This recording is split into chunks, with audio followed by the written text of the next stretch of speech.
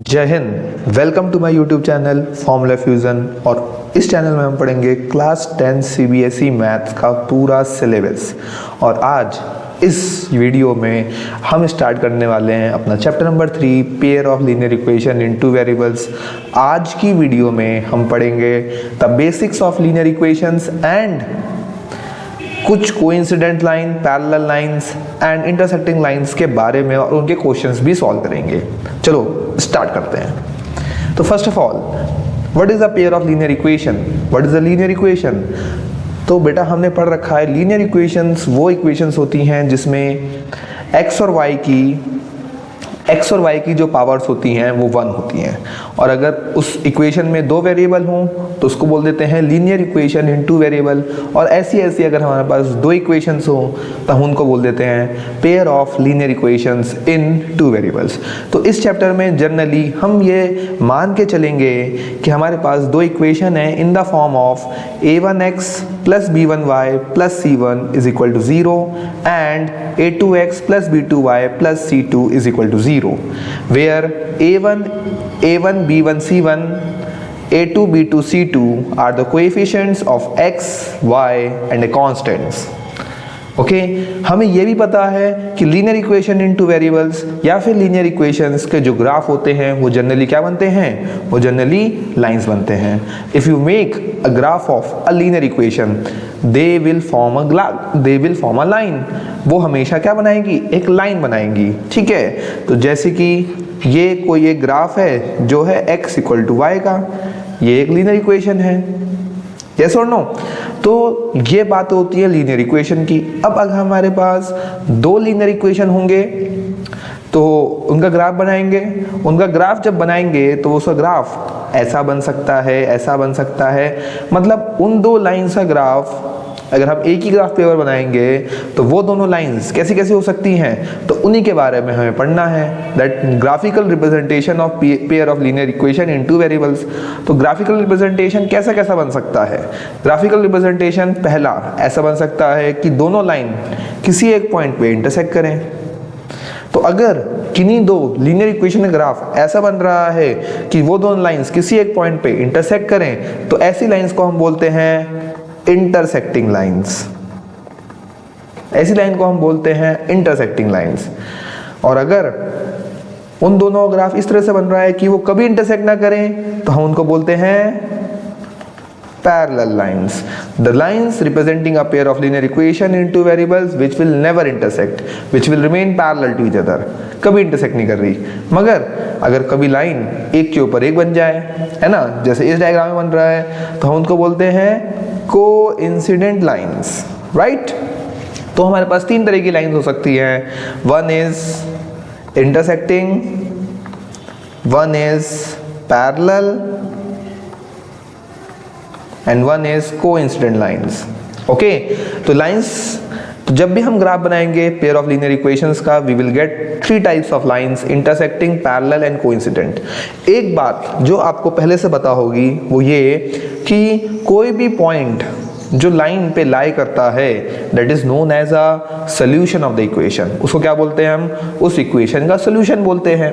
अब बेटा if we think and we see the diagram, तो हम ये देख रहे हैं कि ये जो पहली लाइन है किसी एक पॉइंट पे कट कर रही है। तो मतलब ये जो एक पॉइंट है वो इस लाइन का भी सोल्यूशन है और सेकंड लाइन का भी सोल्यूशन है, फर्स्ट इक्वेशन का भी सोल्यूशन है और सेकंड इक्वेशन का भी सोल्यूशन है। इसका मतलब हम ये बोल सकते हैं कि इंटरसेक्टिंग लाइंस का एक सोल्यूशन होता है, यूनिक सोल्यूशन होता है, एक यूनिक सोल्यूशन होता है। ऐसे ही पैरेलल लाइन तो कभी इंटरसेक्ट करती ही नहीं है, तो इसका कोई भी सॉल्यूशन नहीं होता है। It have no solution. मगर कोइंसिडेंट लाइंस तो बहुत सारी जगह इंटरसेक्ट करती हैं, इसके बहुत सारे सॉल्यूशन होंगे। तो इसीलिए इसके होते हैं इसलिए इसके होते हैं इनफाइनाइटली मैनी सॉल्यूशन। तो इन लाइंस को देख के हमें समझ में आ रहा है कि अगर इंटरसेक्टिंग लाइन होगी तो उसका एक यूनिक सोल्यूशन होगा, अगर पैरेलल लाइंस होगी तो उसका कोई सोल्यूशन नहीं होगा, और अगर कोइंसिडेंट लाइन होगी तो उसके बहुत सारे सोल्यूशन होंगे, तो इसके इनफाइनाइटली मैनी सोल्यूशन होंगे। मगर हम हमेशा कोई भी इक्वेशन या ग्राफ नहीं बना सकते, तो हमारे पास कुछ कंडीशंस होती हैं, राइट। तो मैंने तुम्हें पहले ही बताया था कि अगर आपके पास लीनियर इक्वेशन है तो हम लोग किस फॉर्म में मानेंगे, a1x plus b1y plus c1 equal to 0 and a2x plus b2y plus c2 equal to 0। अगर अब क्या करना है, आपको x के कोएफिशिएंट्स का रेशियो निकालना है, इसका मतलब a1 a2 का रेशियो निकालना है, y के कोएफिशिएंट का रेशियो निकालना है, इसका मतलब b1 b2 का रेशियो निकालना है, और कांस्टेंट्स का रेशियो निकालना है, इसका मतलब c1 c2 का रेशियो निकालना है। अगर a1 upon a2 b1 upon b2 के बराबर नहीं आया, if a1 upon a2 is not equal to b1 upon b2 then the lines are, तब लाइंस इंटरसेक्टिंग होती हैं, और अगर लाइंस इंटरसेक्टिंग होती हैं तो अभी बताया था वो एक पॉइंट में मीट करेंगी, तो इसके क्या सोल्यूशन होंगे, इसके एक यूनिक सोल्यूशन होगा, समझ गए। और अगर लाइन कभी इंटरसेक्ट ना करें तो लाइंस आर पैरेलल, अभी बोला है हमने आपको लाइंस आर पैरेलल, अगर पैरेलल हैं तो उसे कोई सोल्यूशन नहीं होंगे। इसके लिए कंडीशन क्या है, इसके लिए कंडीशन ये है कि a1 upon a2 and b1 upon b2 are equal, a1 upon a2 is equal to b1 upon b2 but that is not equal to c1 upon c2, a1 upon a2 is equal to b1 upon b2 but that is not equal to c1 upon c2। अगर इस तरह से condition होगी तो lines are parallel, और अगर lines एक के ऊपर एक हैं तो हमने अभी आपको बताया है that lines will intersect at many points, तो it will have infinitely many solution. और इसी कंडीशन क्या है कि a1 upon a2, b1 upon b2 और c1 upon c2 तीनों बराबर हैं, इसका मतलब a1 upon a2 is equal to b1 upon b2 is equal to c1 upon c2। तो तीनों कंडीशन हमने पढ़ ली। If the lines are intersecting then a1 upon a2 is not equal to b1 upon b2। If they are coincident, then a1 upon a2 is equal to b1 upon b2 is equal to c1 upon c2, and if lines are parallel, then a1 upon a2 is equal to b1 upon b2 but not equal to c1 upon c2, है ना। Lines parallel intersecting है तो उसका एक solution, coincident है तो infinitely many solution, parallel है तो कोई सोल्यूशन नहीं है क्योंकि किसी भी जगह वो इंटरसेक्ट नहीं हो रहा है, ठीक है। अब दो चीजें और होती हैं, एक होता है कंसिस्टेंट इक्वेशंस और एक होते हैं इनकंसिस्टेंट इक्वेशंस। बेटा कंसिस्टेंट इक्वेशंस वो इक्वेशंस होती हैं जिनके सॉल्यूशन होते हैं। तो अभी हमने देखा जो इंटरसेक्टिंग लाइंस है इसका एक सोल्यूशन है तो इट इज ऑल्सो कंसिस्टेंट, और इनफाइनाइटली मैनी सोल्यूशन का भी, इनफाइनाइटली मैनी सोल्यूशन मतलब कोइंसिडेंट लाइंस के बहुत सारे सोल्यूशन है, इनफाइनाइट सोल्यूशन है, तो ये भी कैसा है, ये भी कंसिस्टेंट है। मगर पैरेलल लाइंस के कोई सोल्यूशन नहीं होते हैं, तो ये कैसे होंगे, ये होंगे इनकंसिस्टेंट। इतना समझ में आ गया। अगर आप इतना नोट करना चाहते हो तो pause the video and note it down, we will move ahead. Yes, now coming to questions. तो आपकी एनसीईआरटी में क्वेश्चन है on comparing a1 upon a2, b1 upon b2 and c1 upon c2 find out whether the lines representing the following pair of linear equation intersect at a point are parallel or coincident। तो generally what we have to do, we have to first of all write the coefficients, write the value of a1 b1 c1, a2 b2 c2। Here clearly we can see a1 is 5, b1 is -4, c1 is 8 and a2 is 7, b2 is 6, c2 is -9, right? Now find out the ratio, a1 upon a2 what will get, 5 upon 7, and b1 upon b2 will get -4 upon 6, simplify it, you will get -2 upon 3. Clearly from here we can see that a1 upon a2 is not equal to b1 upon b2, so we will say therefore lines are intersecting, lines are intersecting। clear? अगर a1 upon a2 से ही हमें समझ में आ गया, a1 upon a2 और b1 upon b2 से हमें समझ में आ गया कि बराबर नहीं है, तो c1 upon c2 निकालने की जरूरत नहीं है। ओके, अब देखो इस क्वेश्चन में मैं जो कहता हूं ये क्वेश्चन देख के कई बच्चे घबरा जाते हैं कि सर यहाँ तो फ्रैक्शन आ गया। फ्रैक्शन की बात नहीं है, आपको अगर ये क्वेश्चन दिखाई दे तो आप क्या करो, इसको सुंदर बना लो। सुंदर कैसे बनाते हैं, सुंदर बनाते हैं एलसीएम लेकर। तो हमारे पास इक्वेशन है as 3/2x plus 5/3y is equal to 7। तो you can take LCM, LCM is 6। So what will get, क्या आएगा, 6 को 2 से डिवाइड करेंगे 3, 3 3 जा 9 प्लस 6 को 3 से डिवाइड करेंगे 2, 2 5 जा 10, 7 को 6 को मल्टीप्लाई भेज दो। Now our equation are 9x plus 10y is equal to 42। Please write that in standard form. 9x plus 10y minus 42 is equal to 0। और दूसरी इक्वेशन क्या है, 9x minus 10y minus 14 equal to 0। Write the values of a1, a1 is 9, b1 is coefficient of 10, sorry, b1 is coefficient of y, तो b1 is 10 and c1 is minus 42। ऐसे ही a2 is 9, b2 is minus 10 and c2 is minus 14।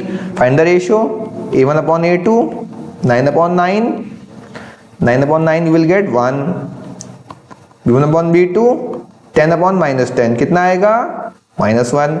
यहाँ से भी देख सकते हैं कि a1 upon a2, b1 upon b2 बराबर नहीं है। अगर बराबर नहीं है तो लाइंस आर इंटरसेक्टिंग। ठीक है, चलो note it down and we will move ahead.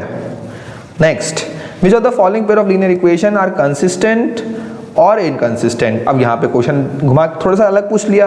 अभी तक तो पूछ रहे थे कि लाइंस इंटरसेक्टिंग है, कोइंसिडेंट है या फिर पैरेलल है। अब इन्होंने क्या पूछा है कि लाइन कंसिस्टेंट है या इनकंसिस्टेंट है। अब बेटा कंसिस्टेंट कौन होते हैं, जिनके सोल्यूशन होते हैं। सोल्यूशन किसके होते हैं, सोल्यूशन किसके होते हैं, सोल्यूशन या तो इंटरसेक्टिंग के होते हैं या कोइंसिडेंट के होते हैं। और इनकंसिस्टेंट कौन होते हैं, जिनके सोल्यूशन नहीं होते हैं। सोल्यूशन किसका नहीं होता है, पैरेलल का नहीं होता है ना। तो यहाँ पे पहले हम ये निकालते हैं, a1 की वैल्यू कितनी 2, a2 की वैल्यू कितनी 4, b1 की वैल्यू कितनी 1, b2 की वैल्यू कितनी -2, c1 की -6, c2 की -4। तो a1 अपॉन a2 निकालें, a1 upon a2 2 upon 4 that is 1 upon 2। b1 upon b2 निकालें, कितना आ रहा है, माइनस का 1 अपॉन 2। तो यहाँ से सीधे से दिख रहा है कि a1 upon a2 b1 upon b2 बराबर नहीं है। बेटा इन क्वेश्चनों में पर्पसली ऐसा हो गया कि a1 upon a2 b1 upon b2 के बराबर नहीं है। जितने भी मैंने एग्जाम्पल लिए उन सब में a1 अपॉन a2 और b1 अपॉन b2 बराबर नहीं आ रहे हैं। पर जरूरी नहीं है कि हर क्वेश्चन में ऐसा ही हो। ठीक है, तो लाइन्स आर इंटरसेक्टिंग। अगर लाइंस इंटरसेक्टिंग है तो देयरफॉर इक्वेशंस आर कंसिस्टेंट।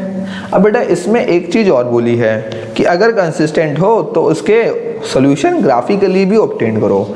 मतलब कि इन दोनों इक्वेशन का ग्राफ भी बनाना है। अब बेटा ग्राफ बनाने के लिए हम क्या करते थे, ग्राफ बनाने के लिए आपको आपके टीचर्स ने या जिसने भी जहाँ से भी आपने पढ़ा हो या समझा हो, आपको बोला जाता है कि उसके क्या निकालो, कोऑर्डिनेट्स निकालो। मतलब कि कोऑर्डिनेट टेबल बनाओ। कोऑर्डिनेट टेबल बनाने का हमारा तो सिंपल सा लॉजिक है बेटा कि 2 कोऑर्डिनेट निकाल लो।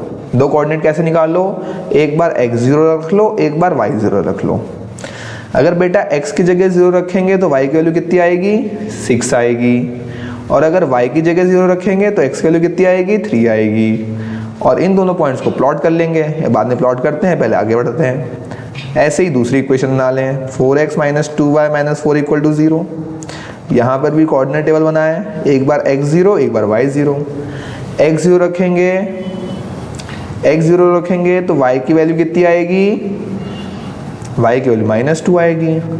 और y0 रखेंगे तो x की वैल्यू कितनी आएगी, x की वैल्यू 1 आएगी। अब इन दोनों को हम कोऑर्डिनेट टेबल में, इन दोनों को हम अपनी ग्राफ में प्लॉट कर लेते हैं। मेरा ग्राफ थोड़ा गंदा सा बनेगा, आप जरा देखना। हमारे पास क्या क्या है, 0,6, मतलब हमें 6 तक जाना है। 1 2 3 4 5 and this is 6 and this is 1 2 3 -1 -2 -3 -1 -2 देखना। नाउ सबसे पहले 0,6 0,6 यहीं कहीं होगा 0,6 this is 0,6 and this is 3,0। Please write the coordinates whenever you are writing and draw the line. Write the equation 2x minus y 2x plus y minus 6 equal to 0। दूसरी equation को दूसरे colour से बना लेते हैं। 0, -2 0, -2 यही होगा 0, -2 and 1, 0 1, 0 यही नहीं ये नहीं होगा 1, 0 1, 0 ये होगा। अब दिख रहा है हमें ये दोनों लाइंस सॉरी ये दोनों लाइंस अरे सॉरी ये दोनों लाइंस यहाँ मिल रही हैं कि नहीं मिल रही हैं? तो this is your point of intersection. इसीलिए लाइंस कैसी हैं? कोइंसिडेंट है, दैट इज 2, 2। ठीक है बेटा, ठीक है। इस क्वेश्चन में ऐसा पूछा था कि अगर लाइंस कंसिस्टेंट हैं तो उसका ग्राफ भी बनाओ, तो हमने ग्राफ भी बना लिया और हमारी लाइंस कैसे आई थी? कंसिस्टेंट आई थी। कंसिस्टेंट क्यों आई थी? क्योंकि लाइंस इंटरसेक्टिंग आई थी। इंटरसेक्टिंग क्यों आई थी? क्योंकि a1/a2 b1/b2 के बराबर नहीं आया था। राइट। अब बेटा कुछ टाइप के क्वेश्चंस हैं जो सीबीएसई अपने पिछले कई सालों के पेपरों में पूछता आ रहा है। ठीक है, क्या है? फाइंड द वैल्यू ऑफ के। कैसे? एक गिवन कंडीशन देता है सीबीएसई, एक क्वेश्चन में एक गिवन कंडीशन होती है और उस गिवन कंडीशन का इस्तेमाल करके you have to find out the value of unknown. तो what you have to do, देखो क्या लिखा है यहाँ पे लिखा है कि 2x + ky = 1 and 3x - 5y = 7 has unique solution. अगर बेटा यूनिक सॉल्यूशन है तो हमें पता है, हम तो उसी क्वेश्चन कर रहे हैं अभी तक कि a1/a2 b1/b2 बराबर नहीं होते हैं। a1 कितना है? a1 2 है। b1 कितना है? b1 3 है। सॉरी, a1 कितना है? a1 2 है। a2 3 है। और b1 कितना है? b1 k है और b2 -5 है। तो यहाँ से अगर हम k की वैल्यू निकालें तो -5 को उधर भेजें, कितना आएगा? -10/3, जो k के बराबर नहीं होना चाहिए। तो हम यहाँ से क्या बोल सकते हैं कि k -10/3 नहीं होना चाहिए। बस तो क्या बोलेंगे? k could be any real number, k could be any real number other than -10/3। ठीक है बेटा, तो यूनिक सॉल्यूशन की कंडीशन दी थी, यूनिक सॉल्यूशन की कंडीशन हमने इस्तेमाल करी और हमने अननोन की वैल्यू निकाल ली। आई होप आपको समझ में आ रहा है ना? उसके बाद क्या है? Find the value of k for which the system of equation has no solution. अब क्या बोला है कि सिस्टम ऑफ इक्वेशन के कोई सॉल्यूशन नहीं है। सिस्टम ऑफ इक्वेशन क्या दिया है?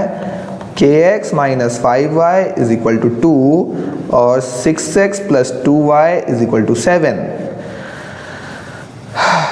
तो यहां से नो सॉल्यूशन है ना, हैज नो सॉल्यूशन।